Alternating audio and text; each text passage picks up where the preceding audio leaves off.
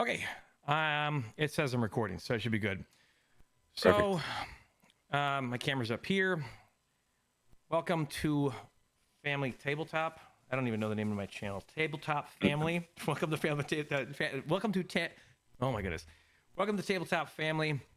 I'm doing something new.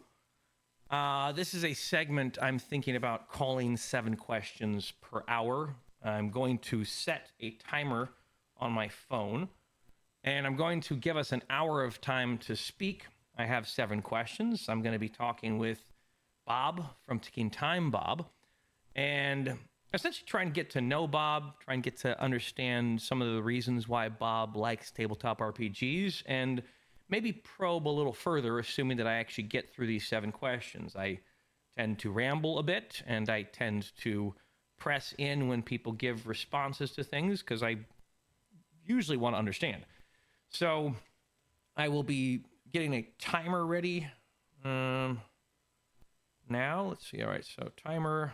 I don't want a stopwatch. I want a timer, and I'm going to set it to. Apparently, my phone only does 59 minutes and 59 seconds, so we'll aim for that. I'm going to plug this in because my phone is almost dead.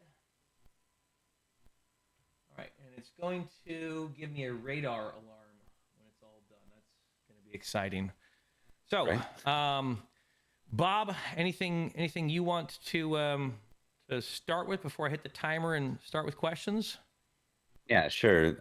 If you know me, you probably know my channels not dedicated to Pendragon, but they might as well be right now because they have no other active projects other than Pendragon. I run a whole bunch of Pendragon actual plays over on Taking Time Bob Gaming on Twitch and YouTube. And also some BattleTech stuff, right? Or is that not regular? Yeah. Yeah, no, that is regular. Okay. We have a monthly game where we have a guest GM, AP Gaming Reel, who is pretty active in the BattleTech, or what was more so, no, he still is in the BattleTech. I'm trying to think um, what he'll chastise me about, which way I say it, which way he'll Yeah. prefer. Okay, sure. But no, he's got 3, I think, actual plays going. Where one of them he comes over and guests on as a GM on our game and runs us through a particular BattleTech scenario, role play, and a little bit of BattleTech tabletop wargaming. So yeah. Okay. All right. So, um, after this discussion is over, if you have further questions for Bob, just head over to his channel, subscribe, and then post a comment on one of his videos, and he will answer it there. Otherwise, I'm sure you can find him on Discord as well. Does your YouTube channel have a link to your Discord? It does. You Okay. bet. Okay. All right. Yeah. So there you go. So if you want to press Bob any further about these things, with each of these questions, I generally start with something that might be considered a hot take. It's not intentional. I'm not trying to be contentious. This is my summary or understanding of the tabletop RPGs, and so the hot take that I start with is my opinion. I'm not saying that my opinion is truth, but this is what I believe. So I'm going to go and hit the start on the timer, and let's see how well we do. All right, timer is going. Let me start with question number 1. Tabletop RPGs are a strange social gaming medium. What is it about tabletop RPGs that interests you? Okay. Yeah, that's a good one. I've heard tabletop RPGs be compared to like a modern version of what might have been traditional storytelling, sitting around a fire and telling old tales and lore and passing on oral tradition that way. It kind of in a modern world where we have audiobooks, books, series, movies, we have probably more ability to reach out and grab fiction at any point. But there's something unique to the oral storytelling tradition, especially. I think what makes tabletop gaming unique is it's a shared narrative, no matter what way you cut it. No matter whether you're narrative focused or not narrative focused, Hmm. at some point players are given relative autonomy over their characters and deciding things for their characters, and the GM is narrating a large portion of the world around them. So no matter what way you cut it, it is a shared narrative experience. So let me see if I understand this correctly. So the aspect of the experience that you like is, all right. So I had a thought the other day, and you can tell me what you think about this, and maybe this is an adjacent thing to what you're saying. Tabletop games, role-playing games specifically, are not imaginative in the way that when one would like sit and take time to imagine a certain thing, right? Like I imagine a Mission Impossible heist and the gadgets that I would use and so on and so forth. Tabletop games, role-playing games specifically, are a little bit closer to a dream where there are elements that you're interacting with, but you certainly didn't come up with them. And all these different pieces of the narrative and imaginative play are there, and you're sort of thrown into them, like often, like when you're going like, wow, what time is it? I'm late. I don't have any clothes, and it's like, and so tabletop role-playing games are kind of like a simulation of a dream, but in storytelling. What do you think of that? Like, is that what you're saying? You're saying that there's an aspect of the storytelling that's unpredictable, and so that's interesting to you? Definitely, there's definitely that. I think one of the worst sort of things you can do as a GM is like GMing requires being prepared for things to go in a direction that you didn't expect, and that's whatever you need as a GM to be prepared for that. You need to be prepared for it because nothing. What is it like? No plot survives the players, or whatever Right, I know the what you mean. line Yeah, is. no plan survives first encounter with the enemy or something like that. Yeah. Yeah. Okay. Yeah. First encounter with the players, I think, is the adaptation to Sure. Okay. to tabletop, and it's absolutely true because again, the players have agency, so they're not going to be your little toy soldiers on the battlefield. They're going to make their decisions. So you almost have to. It's almost more beneficial to get to know your players and know the things they like and try to predict generally how they're going to respond versus like assuming. The worst thing you can do is assume your players are going to follow a certain thread the whole way through, because that'll be when they don't. It's a bit off your question though. Do you want to restate your last question? Yeah. When I think of the tabletop role-playing game medium, you're right. It is hard to put a boundary around it. It's hard to give it clear definitions because it's like, all right, well, there is an art form to it, but it feels a little bit more like the art form of video games than it does the art form of board games or books or television shows or music even. I guess board games might be also adjacent, but they're still different. There's an aspect of video games that feels like art to both the player and to the developer, and both technically are doing something artistic because the developer has set up a framework with which the player can engage with the world, but not a parameter with which they have to engage with the world, especially if the game is designed well, which means that different players are going to come up with different results, and therefore they're going to feel like an artist. The player is not actually an artist, and unfortunately, I don't know if the developer is either, but the union of the two together are, which is weird. And when you think of tabletop role-playing games, there's an aspect of that sort of juxtaposed necessity. Like you have to have the players doing weird crap in your game, and you have to have the GM responding to weird crap being done in their game to allow this sort of unique cohesion of storytelling to go off the rails and create like new ideas, like ideas that you didn't plan for the evening, So go ahead, you respond.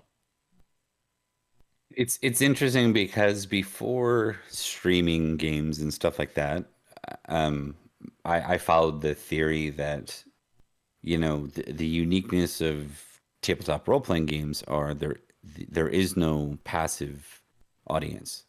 Mm. Everyone is a participant, but the players are always an audience of the other players, especially if they're not directly involved in the scene. So if there's any splitting of the party, any little, back in town vignettes or, any side quests, the other players are absolutely the audience of that character.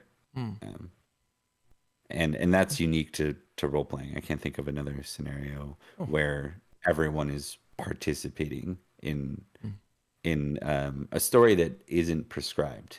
They're not rehearsing lines. They're not acting per se. Sure. Um, Streaming does turn that on its head a little bit in the fact there can be a passive audience as well. I think that actually uniquely changes the experience, though. There's actually a book. It's called The Feeling of Being Watched. And I'm like, I think that summarizes the idea well. The moment you're being observed by a non-participant, I think it sullies the engagement to some degree. Maybe not like terribly, but it certainly can. It certainly can change the interaction. Like even the game master is going to operate slightly differently. The players are going to operate slightly differently. Like once you have an outsider sitting and kind of going like, "All right, guys, perform for me," right? Like it's a new game.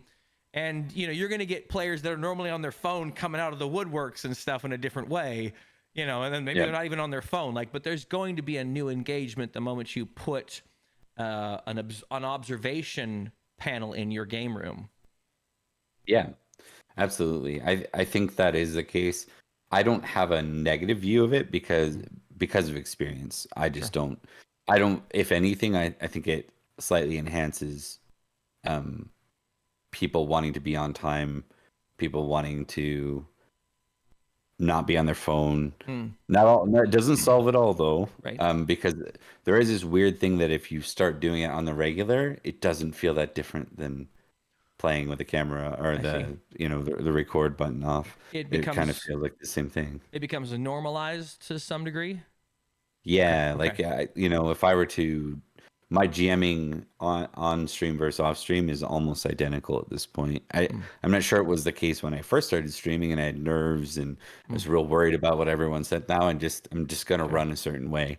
Sure. Save for the slight interruption of saying, "Oh, we just got raided." Mm, There's not much difference really going on in the two. okay. Um, yeah. I can understand that. And as you when you mentioned it, the thought was, yeah, I think it probably is best to actually directly encounter those things than hope that having observers changes your players' behavior. Like, because if you just have observers and you go, hopefully my players will be off their phone, there's an aspect of that like is too passive. It's too passive to actually engage with the problem. And I think that's what came to mind. But then you mentioned like it kind of normalizes. I'm like, yeah, that makes sense. And I think if that normalization is kind of always in a status quo area, like when you get critical role success, yes, it's going to morph the thing. But if you're streaming to 10 to 1,000 people or something, it's probably going to be what it's going to be. And you're not really basing your career or your identity off of this thing. So, Yeah. Also, they're invisible viewers as well, which helps with nerves and stuff like that. So I think it'd be very different if there were 10 people standing around the room watching you play.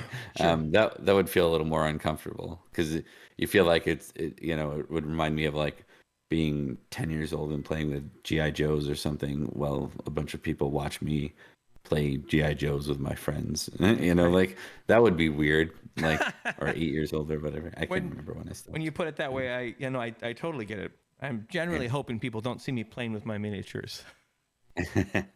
I'm going to jump to the second question so that there is actually a potential for us to get through all these. But you brought up a point that made me think of a new question, and it is about live plays. So I might add that to a follow up later. But I had the sense to want to ask more questions about the live plays.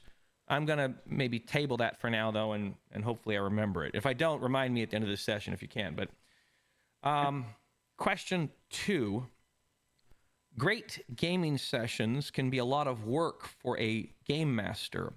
What is your idea of a perfect session or campaign? Okay. I'll separate session and campaign because Okay. I think those are different targets. Strategic, it's like strategic and Mm-hmm. operation almost. It's Sure.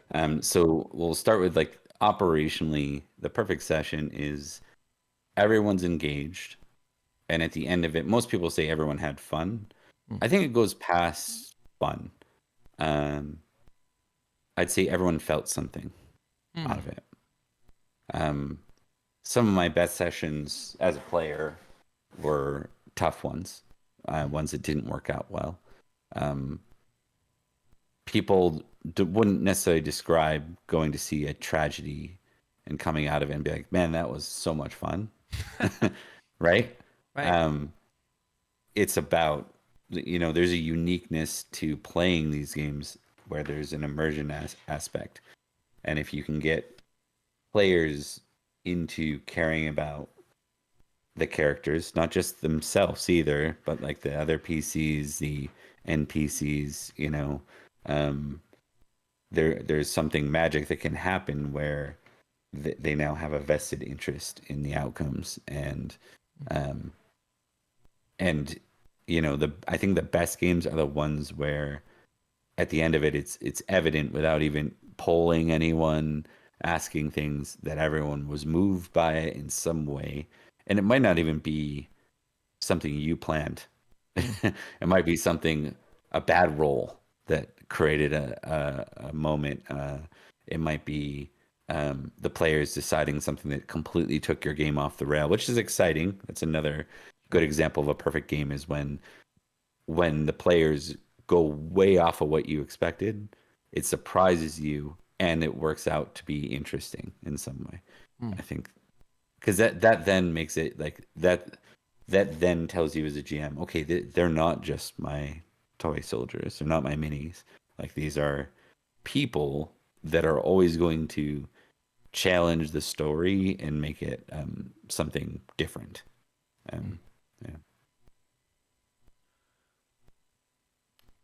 See. So I know I have a follow up here in these set questions, but I want to press in about players because you highlighted that players doing weird things can make for the perfect session sometimes, which is almost like betting on something unpredictable, like betting on roulette or something, where like odds are not in your favor. So I do have a question that's going to press into this more, but I'd like you to, can you tell me more about what that player is, like who presses in well? And more in the sense of like how a GM could tell they have one of those players. Because like, so let's say you have a table of 5 people, right? And everyone does like some weird things sometimes, but there's like 1 or 2 players that really lean into the weird stuff that you as the GM like. Is there some way you can interact with that well or better? And I'm trying not to go all the way into my 5th question yet, but I do want you to talk more about the players a little bit if you can. Yeah, I'm not sure. I'm not sure I would describe it as like weird, but I'd say they have a more active role at the table of like um really thinking through their characters' eyes and Mm. deciding um they're gonna do something. Um my Sunday game is filled with the 3 players that play it doing this sort of thing. Mm. Um but they're one of the guys, for example, in Pendragon decided rightfully so. He got to see the behind the scenes aspect of Uther, get talking Merlin into ensorceling him with magic that would be driven off his lust for Igraine to look like Igraine's husband and then use that to his advantage as he entered the castle, Mm. thus conceiving Arthur. That's kind of the dark part of that whole, one Sure. of the dark parts of that whole Arthurian mythos. Mhm. Um, one of the players got to see Uther do that, become uh, Duke of Cornwall, and he decided, that character decided, I'm going to try and kill Uther Pendragon, Are you and that's serious? it. Yeah, Okay. What? and that's a bit of a twist. And you know, Hmm. we work. how did that play out?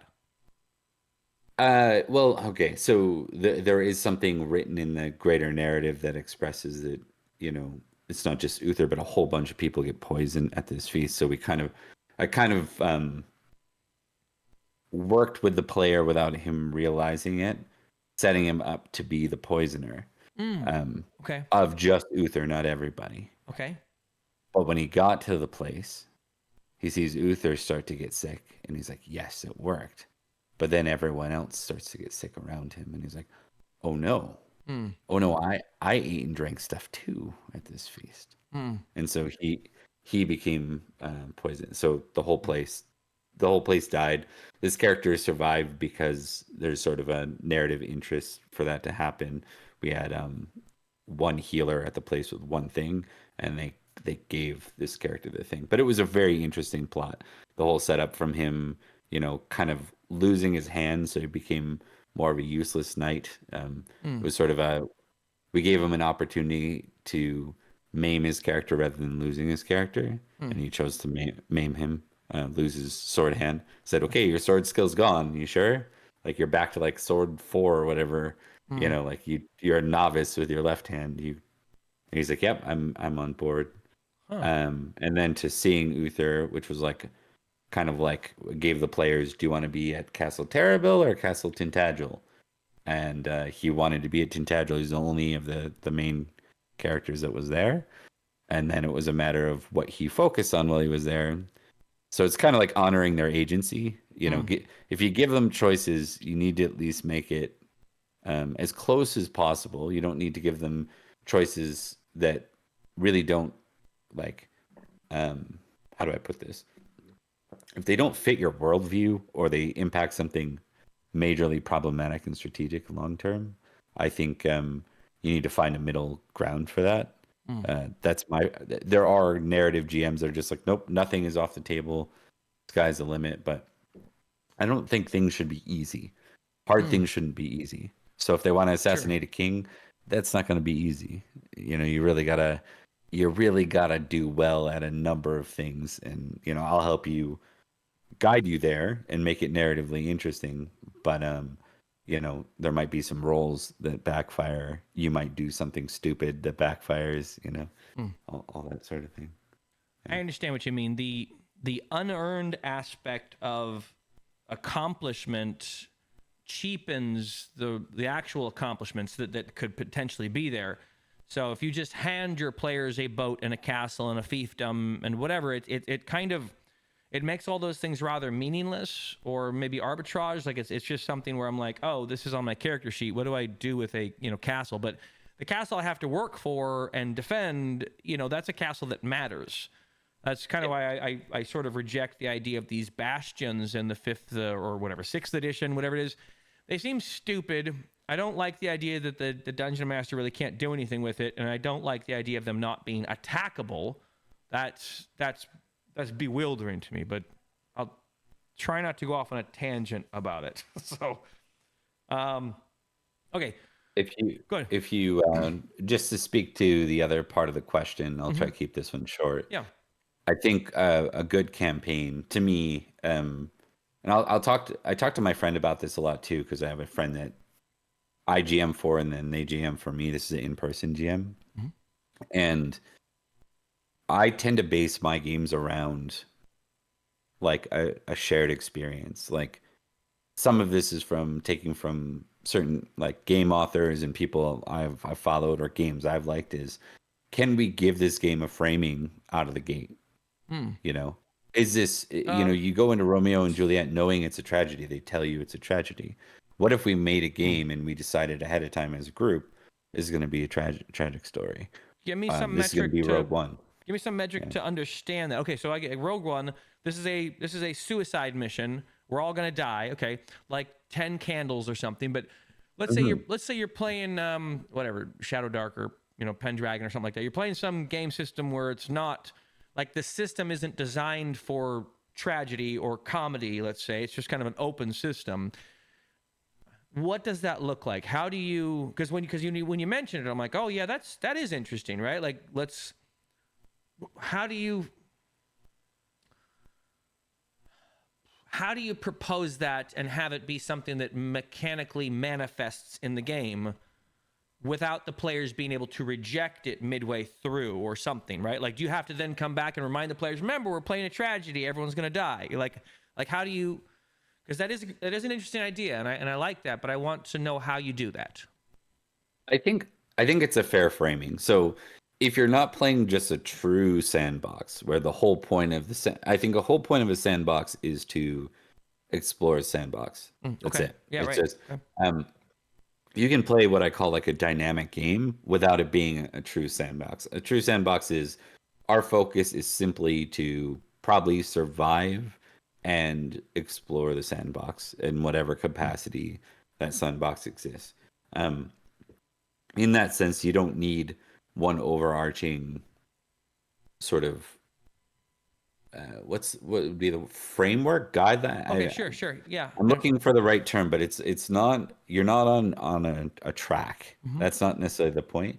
The point is that you're kind of agreeing almost behind the scenes, or you give some reference to here's what we're doing. So an example people might understand is we're gonna play Lord of the Rings RPG, but our goal is to play it from The Hobbit to um the War of the Ring, following Aragorn. Okay. So we're So running into yeah. the Black Gates, and we're probably not coming back, or something. Like, we're holding off the tide of Sauron's forces while the ring gets through. Like, we're not even really the main story. The main story is happening behind the scenes, and we're probably going to die not being the main story. Am I understanding that correctly? Yeah, well, that in the tragedy sense, for sure, you could do that. There's another way you could do it where, there's a lot of unexplored territory. It tells you that all the adventures of Aragorn, it doesn't necessarily say that he's completely by himself through every adventure. Okay. And so, like, maybe you're there with young Aragorn when he finds out who he is. Maybe you go with him exploring Eriador. Maybe you go with him when he fights with Rohan and then fights the Corsairs down in Gondor and kind of ends up beefing with a young Denethor. You could play through a game where there's still this framework of here's the general framework of what we're gonna do in this campaign. It's not even a game. It's like here's what this campaign's about. And I see. it then just it does it take away from the, well, I can go anywhere I want with this? Probably, but when you have Right. 3 to 5 people trying to figure out where you can go with it, like sometimes that can get really disjointed, and it can also feel aimless. And I Sure. think that would be the thing that I run into a lot is, when I play in other campaigns, they're either too on the rails because they're following like one of those stories out of the books, which I don't have a lot of good things to say about. I Yeah. I just hate them. They always feel like they're on rails. They always feel like they make huge assumptions, and I can't stand playing modules. Or they feel really aimless. Like Okay. we have no purpose beyond traveling and adventuring and fighting. Like, Treasure. Right. We're gonna go yeah. get treasure, come back, more treasure, come back. It almost feels like playing Diablo and just jumping into a rift so that you can get treasure to go jump into a rift so that you can get treasure. So I understand that. And okay, that's actually an interesting point you bring up, because that sort of railing, let's just call it railing, I guess, for the sake of argument, but that sort of railing actually seems like it could be functionally helpful to ensure that your sessions go from being sessions to a campaign. So that you don't get players going like, oh, we're a little bored of what we were doing. Like, no, we know we're following Aragorn, and Aragorn is going here. Well, we're going with Aragorn, or whatever. So I think that's an interesting premise for a thing. I haven't really conceptualized it that way, but I think that's probably why the Dragonbane campaign that I'm in right now is going so well, because it is a little bit of a sandbox, but there is also kind of a mission. Get rid of the demon hordes that are coming through the Misty Vale or something, right? Like, defeat South Mog, or whatever. So let me jump into another question, unless you had anything else you wanted to add to that. No, Okay. let's continue. Yeah.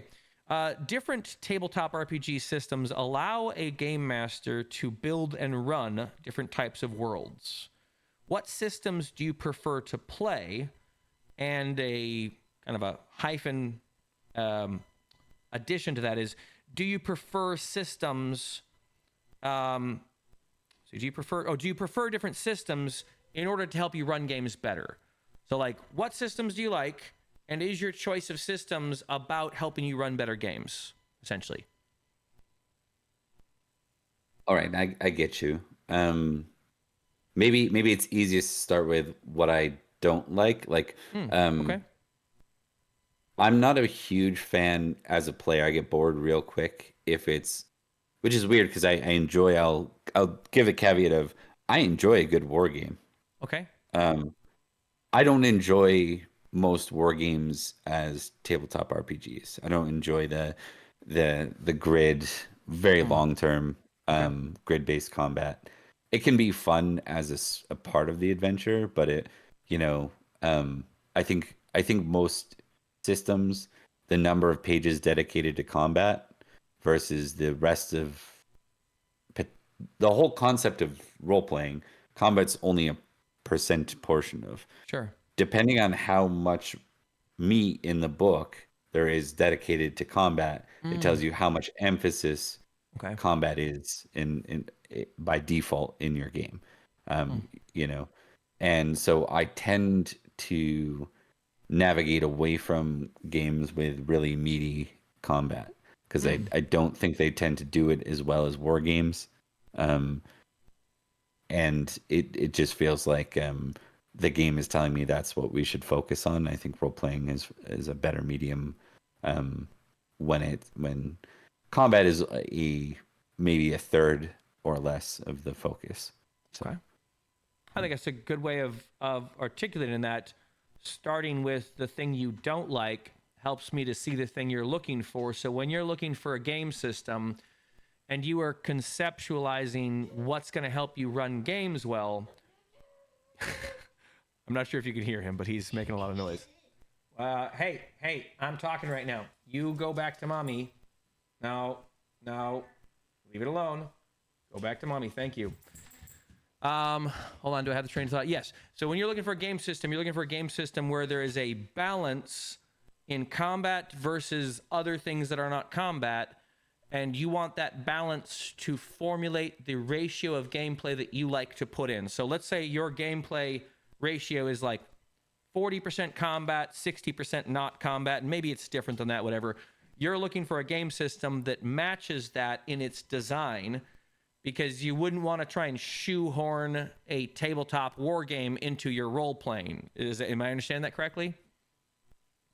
yeah, I think or if I will, I literally try and shoehorn a tabletop war game. Like I think that's the fun of the BattleTech thing is when you're playing BattleTech, you're actually playing BattleTech in that, when you're crossing over the role playing Are you and really? the Like, tabletop. is that Yeah. so? When you're playing BattleTech, you're like, I'm Jamie. I'm in this mech. I'm trying to take down the separatists, or I don't know anything about BattleTech, but like you're basically playing out a story in that. Yeah, well, okay, so it's one of those tabletop games where there are pilots and they have names, just as a base war game. Um, but there have always been rules that say, do you want to role play this as well? Here's a role playing game that is supposed to some degree, be compatible with Hmm. the war game. So when we have AP on for us, we're running Stars Without Numbers actually as like our pilots. But when we Okay. go into battle, we're literally just playing BattleTech. Like we're Oh, playing that's BattleTech Alpha Strike that's when we cool. go and I play. did not I Yeah. did not realize that. So it's a okay. Um, so with regards to tabletop role playing games, you're potentially doing similar types of things where you're. uh, Would you say you're like 70% role play, 30% combat when it comes to tabletop RPGs? Is that closer to what your percentage would be? Definitely. Okay. Yeah, definitely. Okay. So you'd Yep. prefer that engagement where your players are doing weird and interesting things, and then every so often you have like a big fight, and then the big fight goes into doing weird things. I always say weird things because games get zany quickly. You know what I mean? Like they Oh yeah. like Yeah. okay. Okay, that is a good framing tool to understand the systems. Do you?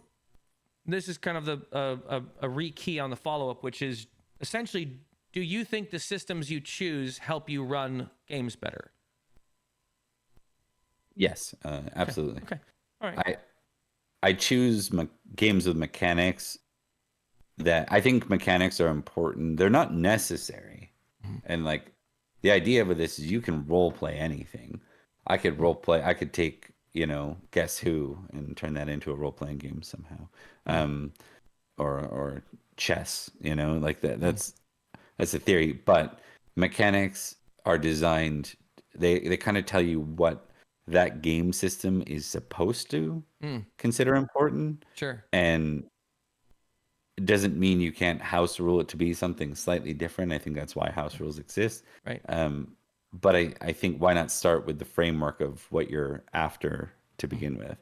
um, if you want an anime level superpowered epic about Arthur, maybe Pendragon's not the right system for mm, you. Maybe, or mm, you really got to tweak it. Give everyone advantage on 5 things, so they're rolling 2 dice and choosing the best. Like you have to, there's a significant hack you got to do in there if you want to play a less sort of gritty kind of um, game, because it's a little swingy and you're not hyper competent mm. to begin with in that setting. I understand that. Um, we've been playing Dragonbane, and in our last session, you were mentioning like the combat thing about like the grid and whatnot. Like we started our last session, and in my mind, I was like, okay, we're gonna stick with the grid, and everyone's gonna have their 5 feet of movement or whatever. It's meters, but whatever. Everyone's gonna have their meters of movement, and it just was too slow. It was just too slow. By the second turn, I was like, yeah, you can make it. Yeah, you can make it. And it was just, yeah, you can make it. And then we got into like the third turn, and the fight was really going. I was like, okay, now we're going straight from rounds to initiative because everything matters a little bit more. And that's where my players started pulling off like the combo maneuvers they'd been practicing for weeks in town, where like one player grabs another player and swings them in a circle and throws them. And it got zany, but it got creative zany that was fun. And my players were very engaged with it, but we were not playing the rules of Dragonbane. Like, it was like basically I took a section of a different game and just dropped it into Dragonbane, and it was fine. Like my players had fun with it. It was a very fun fight where there was like people almost getting pushed off, 1,000-foot cliffs, and it was exciting. So, but I understand what you mean about looking for a system that kind of matches that thing, and where you might be 70-30, like role playing combat.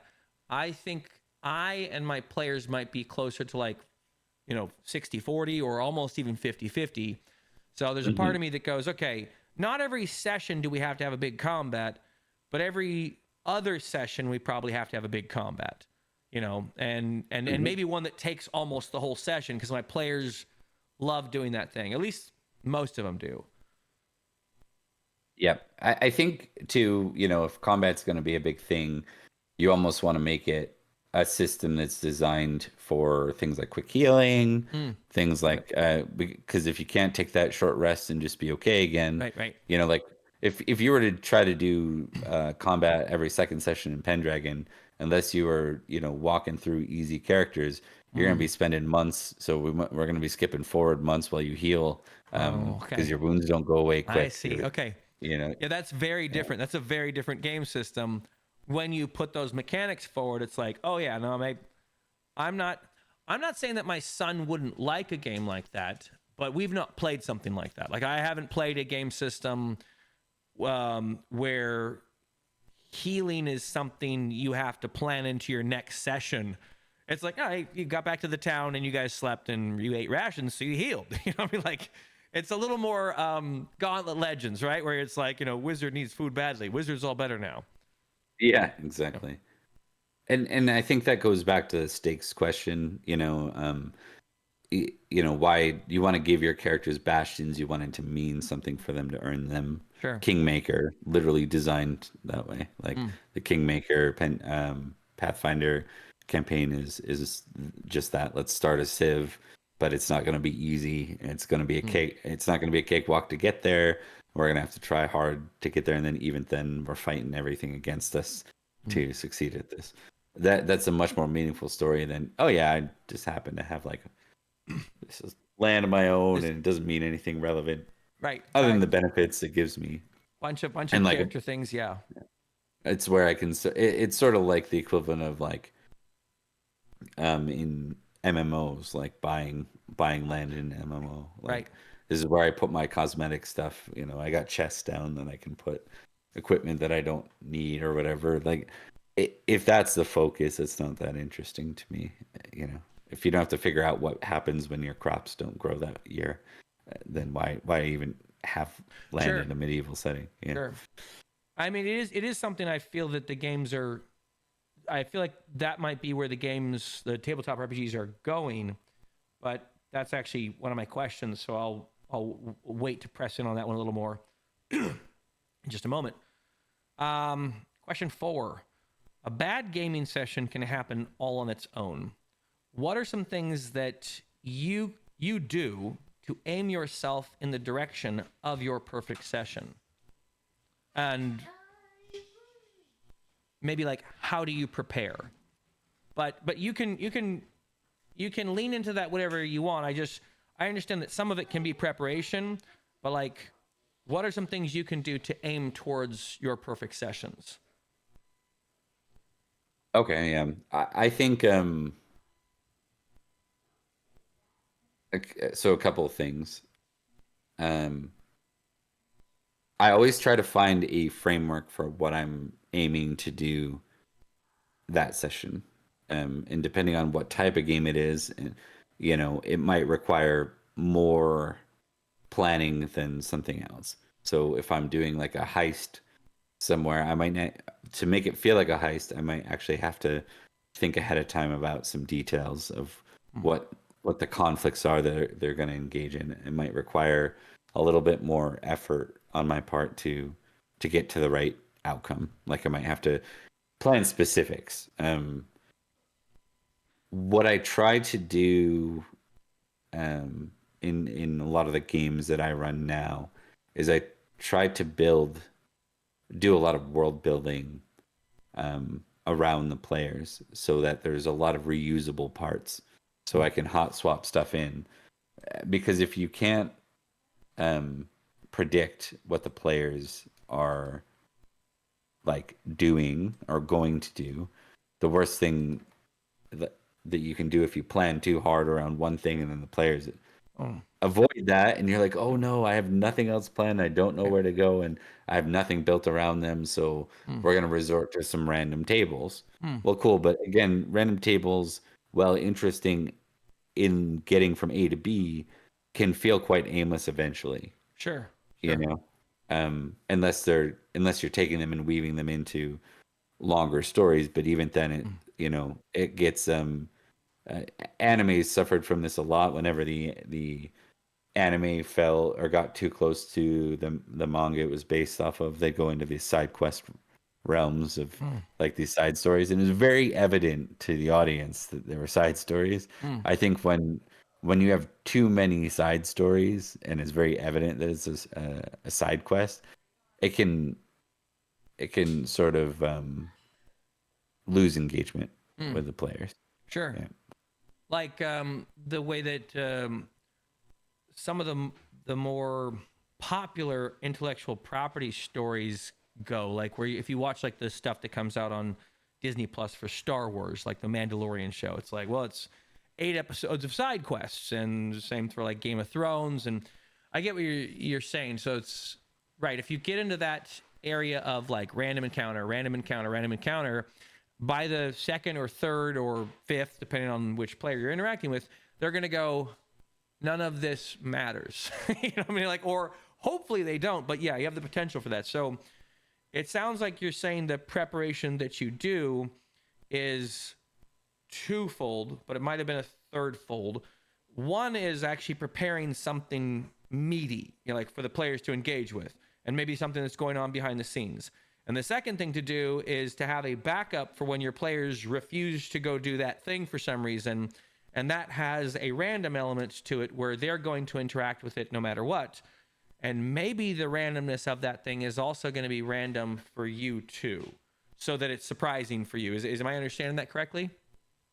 Yeah, like I often use Oracle tables, and I'll actually get the players to roll on Oracle tables sometimes for Mm, me. When if the players don't have a good idea, in the Pendragon game, often we'll get to the point where it's like, okay, it's the fall. We've done whatever was prescribed for spring and summer. Is there anything you want to focus on? If they don't have something there, I'll get them to roll. Something mm, happens around you. Let's figure out what that is. okay. And if I have my goal in any TTRPG is to make it feel kind of alive to Mm, some degree. And so if the players have a home, I like games where players have homes, where characters have homes, mm-hmm, because it gives them a, a family element. mm, You got to go back to that home, and things change in that home for better or for worse. mm-hmm, Sometimes, sometimes you get raided. Sometimes you have a kid. mm, Sometimes your long lost cousin shows up. Like I like having that staple in a game because the whole wandering hobo thing to me is I'm just tired mm, of it. It's just a trope I'm not a big fan of. mm, Even when I watch fantasy, I'm not a big fan of the trope of the traveler that only gets to affect everything but has nothing around him to mm, be affected by. mm, Uh, it's just him and maybe a companion, and that's it.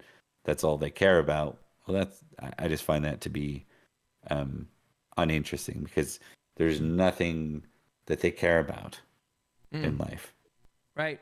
That's kind of the reason that like Han Solo gets involved with the rebellion, gets kind of committed with them. You know, he becomes like a general, and then he become his family, and like we get attached to that character not as like that rogue smuggler, but as like that reformed rogue smuggler.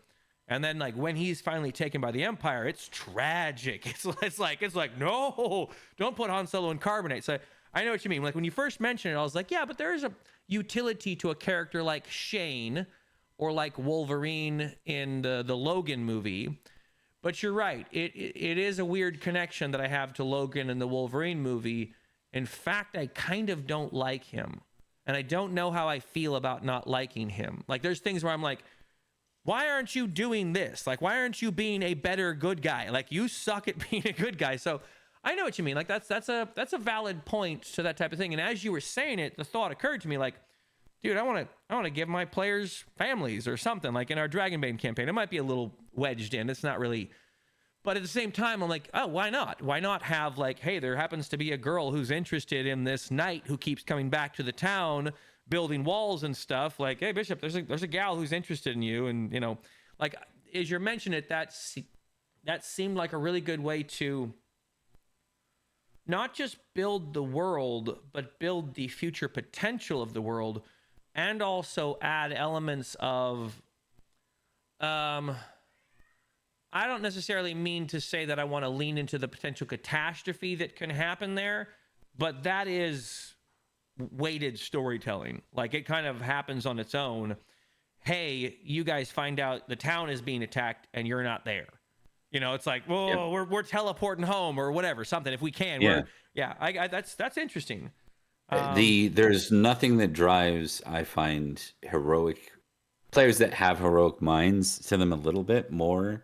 Or I guess a better way to put that is oftentimes I'll see the heroic come out of the woodwork when it comes to innocence and the potential of innocence being harmed. Mm, Um, so if there's a character they even remotely care about, and they're under threat and they can't defend themselves easy, they're not, a ninja. They're just a barmaid or the girl next door or whatever. Yeah, right. that player is gonna rush home to Mm, try and help the innocent.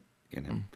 So So, just to cap that, and I'll go on to the next question. But the understanding I got was that your preparation for that perfect session is creating meaty things for the players, having random elements that are also potentially random to you, and then as well, and this was like a third one, having anchor ideas for the players, because you added that with the idea of homes, and that was basically something that so that they're not just Odysseus, right, on like a 15-year journey with like weird thing, but like he's got to come home, right? So like Yeah. having it so the Even he players. was just trying to get home, so even Okay, that in sure. itself, right? Okay, sure, Yeah. sure. But he had And yeah, so threefold meaty things, random things to supplement the meaty things, and then anchor points. Is that a good summary of what you were saying? yeah, Okay. I'd say so. I'm trying to think if there's. I had another thought in there, but I lost it. It might come back. Okay. That's fine. I'll Hmm, I'll move on yeah. to. I have 3 questions left. We've gotten through 4. I'm actually a little surprised we've managed to keep on track. I think having these cards helps me because there's a part of me going like, oh no, we're not going to finish. All right. So player disengagement is one of the chief issues that adds to game master burnout. Engaging players must be proactive and reactive. What things do you do to keep your players engaged? Okay. Yep. Uh, so I try to. Hmm. I'll actually. I remembered what I was going to say from the last question. It Okay. actually comes into this one a little bit, which Sure. is, players are you as a GM. You kind of have to be okay with the slow burn sometimes. Mm, There, you can't ride that high all the time. mm, It is impossible in anything to get absolute satisfaction without sort of the slower points, the low points in any narrative, like sure. even a book or a series. Often those heights are there and mean more because there was a slow point before them. Mm, Um, People probably didn't care that much about the red wedding in Game of Thrones until people started dying. It was just a wedding mm, before that until they started to see signs of, uh-oh, oh no, there's something going on here, mm-hmm. right? Right. But before that, you're like, oh, that's nice. They're getting married. You're maybe at a 5. Mm. But then when some characters you've been following for the last Right. 3 years of the game or of the series. I think that happens in book 2 maybe of the series.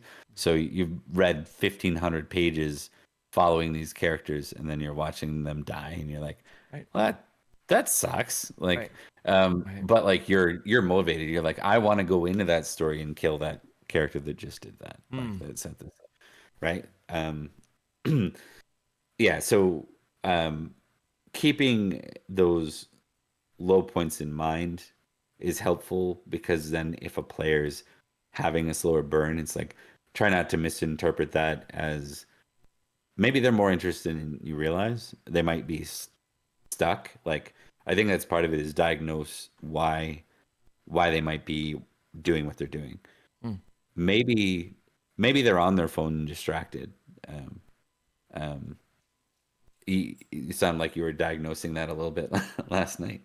I was trying So to, right, because right, yeah, no, I've had that where I have yeah, a player who's on the phone, and I had a yeah, thought like I thought I actually was doing a pretty good job of trying to engage. Like I considered the disengagement was my fault to some degree, like not all of it, but some of it. And I was going to try and take accountability for my own lack or inability of engaging my player, and so I tried to, steep or step into it, and then there was still like phone coming out, and so I was like, all right, maybe there's nothing I can do about this, but maybe there is, which is kind of why I posed the question to you. I figure asking you this question might give me some ideas about how to fix my own issues of player disengagement. because there is a reactive aspect of it where it's like it's happening in real time in the game, but there is a proactive aspect of it where you're preparing things in advance, knowing which players are coming to your table. And when you find out so and so is not coming to your table, you go, oh, take that little tidbit and that NPC with that side quest off the table, save it for 3 weeks from now when they're back, right? Like, we do that, and that's a proactive thing. But go ahead. You mentioned the cell phone thing, and I got off on a tangent. You're all good. Okay. So I guess one of the things I'm very mindful of is not letting the player shut themselves off. How do you prevent that? That's a really good observation. That thing can turn. I don't want to say catastrophic. That's a little over dramatic, but that thing can turn into like your whole party being shut off. Like, how do you prevent that? It's a good observation. What do you do with that? It is probably the toughest one, because sometimes it's happening naturally. Either a dice roll backfired on them. Like, we've all been a player where our dice just don't cooperate for the day.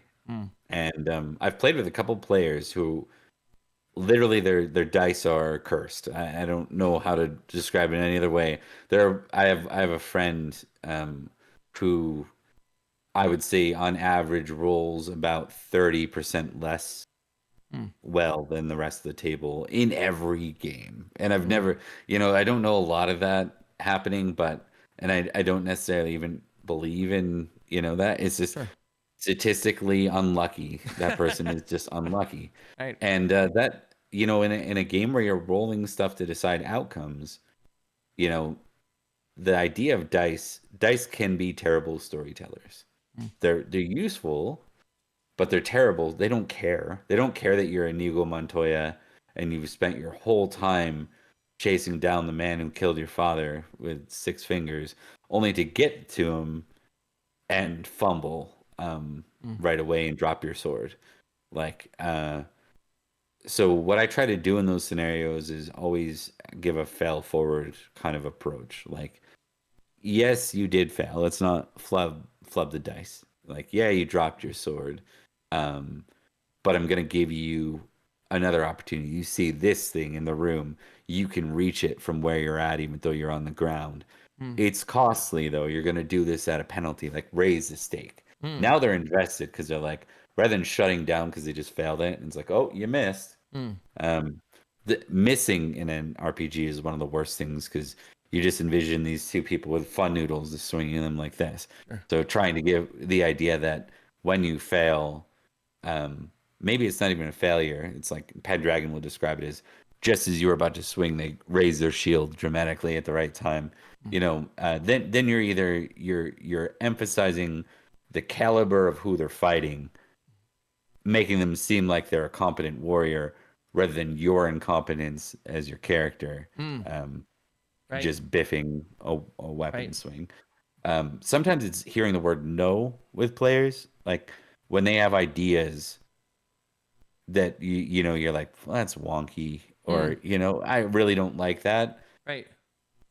I think oftentimes if you fall back with no right away, the person's like, oh well, this that was my idea, and whether I'm like a good player or not, I might feel shot down by that for a little while. I might be like, oh, all right, and then so trying to find a way to how can I rather than no, there's yes and I don't necessarily subscribe to that. There's somewhere in the middle. It's almost like I heard this.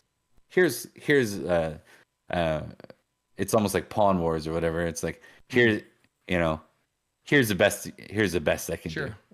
So It at leaning least into gives them it, an understanding that you care about what they said and you're trying to leaning in as best you can and trying to find a way to give them something in the aim of what they were just looking for so that they don't disengage. Is yeah. that okay?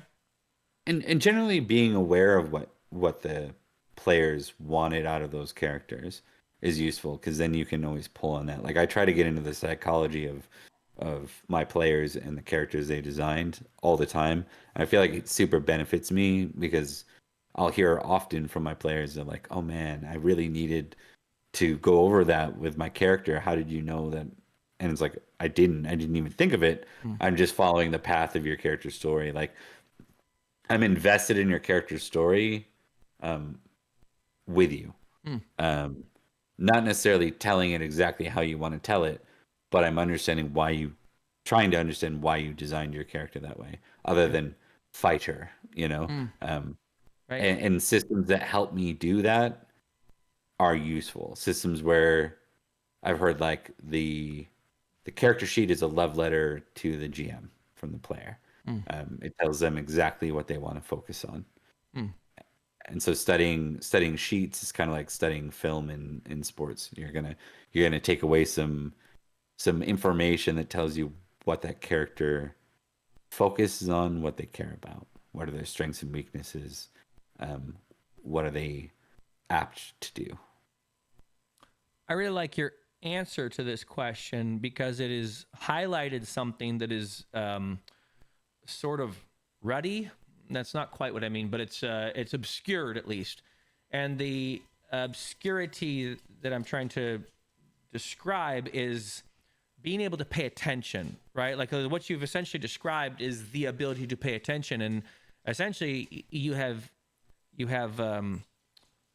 stated that the way that you keep a player from disengaging is by paying attention to them and paying attention to their character sheet and several other things. And even in the description of like a player says they want to do something, you're paying attention to the fact that, well, they want to do this thing, and me saying no, they can't do it is not necessarily the right answer, even if it is the right answer. Like for, if it's the right answer for verisimilitude, it might be the wrong answer for engagement. So that's an interesting way to discern engagement, and I think the simplicity of your answer also highlights that this is a skill that not all dungeon masters are going to have. Because there is an aspect where it's like, look, I gotta, kind of give you attention, and it's not just about my game and my story and whatever else. You're here at the table too, and I might need to let you do something zany every now and then, even if my game is not a zany game, because that's your engagement to this thing. I like. There's Go ahead. I actually ran into, if you don't mind, I ran No, go ahead. Go into ahead. I tripped over this very recently. Mm-hmm. Like I didn't meet my own standards for this in a game recently. So I'm running this little side story in my Pendragon setting.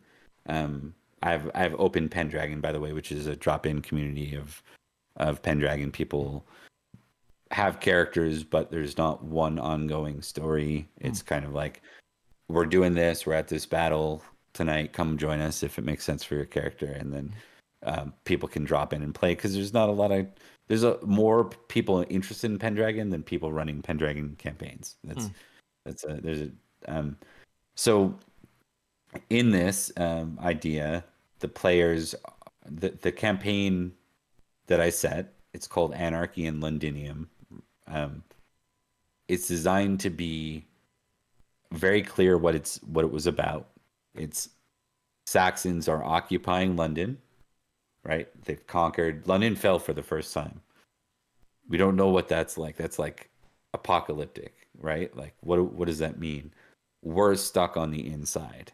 Well, the Mm-hmm. very first session, they left London. And then a lot of the characters are like, well, I have this and this and this interest. I pulled back on that and I said, again, I'm not the I have a lot of Pendragon campaigns. If we're not doing Anarchy in London, it's cool. You have player agency, but I'm not running it.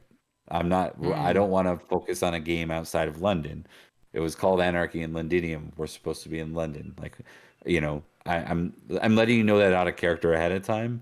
Um, Well, let me hold on. Let me I hit think it's a stop. Go ahead. You yeah, you keep explaining it, but we've run out of yeah, time for my last two questions. But I want to keep hearing your thought about this. So keep going. So yeah. Sorry, no, sorry about no, no, that. no, no, no, no, no. I Yeah, like. I didn't expect that I'd get through all seven. Like I, I know the way I tend to engage in a conversation. It was a pretty lofty idea to have seven questions that I asked for a thing. But no, okay, so go that back was to your me point. doing like an out of character check with the players to be like, this is my Mhm. expectation for the campaign. Right. Can we meet it or not? If not, it's cool. No problem with anyone, but I'm not that interested in running yet another travel around Pendragon campaign. I have like, 3 actual ones plus Open Pendragon plus Anarchy in the Vale. I have a bunch of stuff that I'm already busy with. I can't add something else that I'm maybe not that bought into to begin with. This is being honest, right? Rather Yeah. than letting it go along and then getting bored of it and letting it tank, I'd rather just be upfront with that. So the players did, they're like, okay, we're gonna commit to doing that. We can see value in that, and they kind of wove that back into the game. But then they were planning like what they were gonna do in Londinium, and everything was to do with like assassinations and um, sort of like getting in there and trying to kill the Saxons from the inside. I'm like, Mm. okay, guys. I'm like, I need to pull you out of this for a second. I didn't handle this well. I was already frustrated about point one. And Yeah. I'm just like, this isn't a handful of Saxons. This is literally thousands of Saxons occupying your biggest city. You aren't going to roll in there as a group of 4 guys and solve that Mm. in a couple of steps. Like this is something where the idea with this is you guys are in there preparing for an opportunity that hasn't presented itself, Mm. which is how can we free London when it comes? How can we disrupt or slow down what the Saxons are doing in London? How can we enable trade out of London still so that people can get, it's literally the biggest port of call in um, on the island. How do we make sure that that port stays open to our people and not just the Saxons? Um, I gave them that framework, and I'm not proud of it because I had a tone in it that was very like it. As I was saying it, I'm like, oh, this. I'm starting to sound like I'm railroading here, Mm. um, and that wasn't my intent. It's just I had pitched one thing with a campaign, and we went wildly in a different direction. And then when we're trying to come back to that, the players are thinking of like solving it with a sword. And I just wanted to be really upfront, like you can still do that. I'm not going to take away your agency to do that. Just understand the likelihood is very low that that works out in your favor. Like the odds of that going bad, say for a scenario where you occasionally have to like off a guard because they know too much. Like if you just go in sword swinging, well, we'll see how many rolls you can do before you die from thousands of Saxon, occupiers. Like at some point, that's just a suicide walk. So I wanted to give them that warning. I didn't handle it with the kind of grace I normally do, where I'm sort of like able to sound more interested in what they're saying, observe what they're interested in, and then deliver something that takes that in mind. So I felt a need to round back with my players after and be like, I don't know if I sounded like bitchy. I'm sorry because I was Mm. cranky. Sure. I was cranky. Yeah. Because I'm just like this, like in my mind, I'm like, you guys, these are people that have played in my Pendragon campaigns. They know that this sort of thing isn't something that 3 or 4 you aren't superheroes in that game, right? So Right. you're not going to send in Spider-Man and the Hulk and they're going to punch their way out of the Saxon invasion. You have to use your brains, likely some clandestine um, thinking, building relationships, negotiating things, or just observing what's happening and relaying that information to people on the outside so they can prepare. One of the things we've talked about in Londinium is all the knights have grown old and fat. No one Mm. really cares to war in this time of anarchy. So they're not war ready. The knights on the inside aren't war ready. Maybe, that's a great angle is do you want to start convincing them to be war ready? Because the players were saying they were interested in that. But I think they were trying to get right to the finish line Mm. immediately, right? And Right. I just wanted to set that expectation of there isn't an immediate finish line. This is you are looking at laps if you want to be successful. You're Mm. you're here for a full race. So You've highlighted another interesting thing here, and that is there's a there's a parallel or something that can exist as a parallel, but it intersects on occasion. So there's this happens in film and in television as well. It's like the viewer interpretation versus the director intent, right?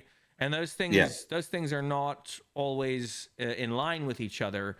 And you can see it on occasion where a director is being interviewed about their work, and people are like, "So this is what you meant," and they're like, "No, that is not what I meant. You got it wrong," and it's like, and that's the wrong thing, right? But what you've highlighted is kind of that strange relationship that exists between a dungeon master and a player that is somewhat similar to director viewer or writer reader.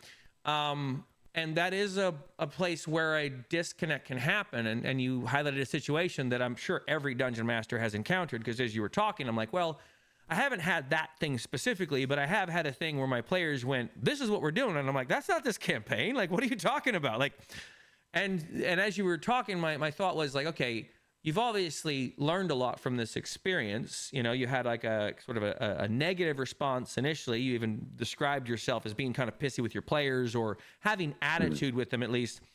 So obviously, if you had this to do over again, I'm guessing you'd trim back on the attitude. But is there a lesson here that you learned that allows you to go forward to not encounter that again in the future? Like, is there some kind of stopgap you have as a dungeon master that allows you to, like, when you engage with your players, never get to that, or hopefully never get to that position where you have people in Pendragon treating the system as though it was Dungeons and Dragons 5th edition?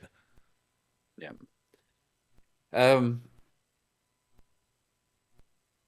I don't encounter it enough to feel like it's a gigantic issue, and I feel like if I could have just,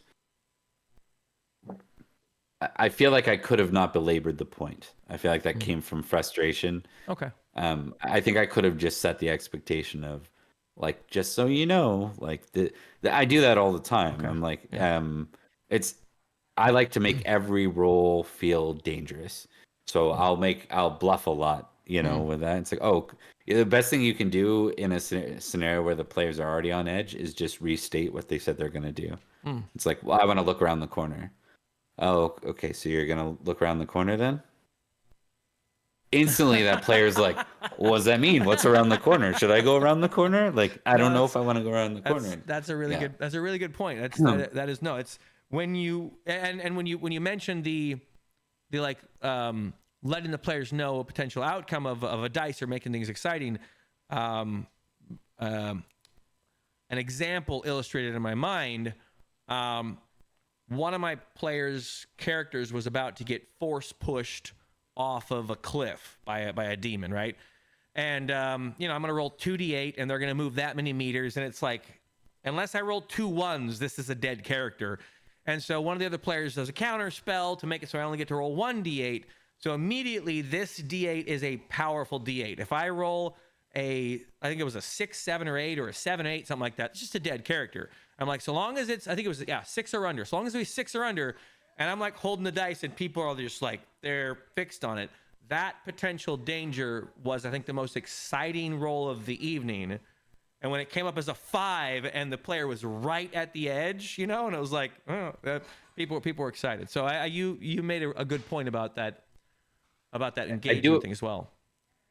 I do have an answer for your question. And so I'll caveat of, yes, there's a way to do this. Okay. The funny thing is I actually did. I started that way, and then I turned it into a soapbox moment that I didn't need to turn it into. Okay. Right. Like I got emotionally triggered by it, whatever, by like having to explain it, or maybe already being a little frustrated. I think I felt stressed because the game's going off course from what I intended, and I intended for this thing to link up with other things, and now they're like a year behind. So but the answer is, try to feed that information back through the game. So if I want them to know that Londinium is a powdered keg for someone trying to infiltrate and just like cut a bunch of Saxon sound from within, I might give them a battle roll. And then explain that. What is a battle roll? yeah, yeah. So battle is like a knowledge skill around mass battles and Okay. anything to do with like sieges and counter sieges. You know, you could kind of use Okay. it that way. Okay. So I can give them this battle roll in Pendragon, and then relay that information to them in character. Okay. It then gets away from me preaching to the player how I expect them to Oh, play. yeah. That's really clever because you go, no, you've never seen an army this size before in formation. This is intimidating. You actually feel the ground shaking as they march by you. Which Yeah. one of the 1,000 people do you want to kill? You know what I mean, or something, right? It's like, Yeah. and it's like, okay, yeah. That's a really Yeah. good point. Oh, And I started with the battle roll, and then I lost my words halfway through in like being able to okay. articulate, and leaned into frustration too hard in that moment. So the And it lesson, doesn't happen to me very often. That's why it kind of stands out as like, oh, I went into grouchy mode rather than just because I think as a GM, you don't want to see your if your players see you sweating, it's sort of like it's sort of a magic trick you have going on. Or like maybe like a good example would be when you go see the doctor or you go on a plane. You don't want to see like the pilot when you're on the plane going, right, well, I think this should be a pretty good flight. right, right. Hopefully it's like Yeah, that might be going on in his head. You do not want to hear that. I think with the right. GM, same thing. They lose like the moment the GM seems frustrated, Oh, overly emotional, um, um, edgy or something. or Right, right. yeah, Yeah, you go, oh wow, like this is it pulls you out of the game. sure. Yeah, That's a good point. You have answered 5 of my questions very well. I really appreciated your feedback on this. I have 2 remaining questions, and as I mentioned at the start of this, my goal is to try and keep these interviews like around an hour. But I'd be happy to do this again with you, get to my last 2 questions, and what I would actually do is probably come up with a couple more that might probe into like who you are a bit more as a person, allow people who follow your channel or who play the games with you to kind of get to know you more in a way that maybe they don't because you're spending time gaming, and if you're absolutely. and if you're interested in doing that, we could at least do the last 2 questions.